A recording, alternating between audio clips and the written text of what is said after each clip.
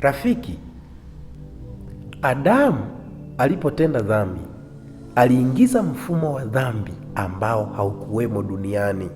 Manake Adamu alichokifanya, alifungua mfumo ambao uliruhusu dhambi kuingia duniani.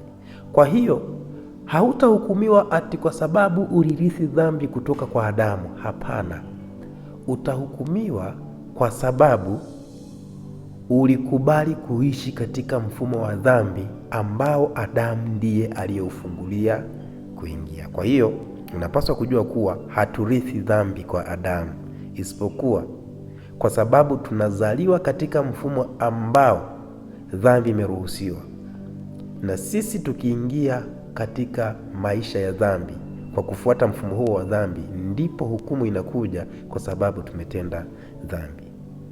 Kwa Adamu wa kwanza dhambi iliingia, na kwa Adamu ambaye alikuja kusafisha makosa, dhambi ikaondolewa. Kwa hiyo ukiishi kwa kufuata mfumo aliouingiza Adamu, utaishi katika dhambi.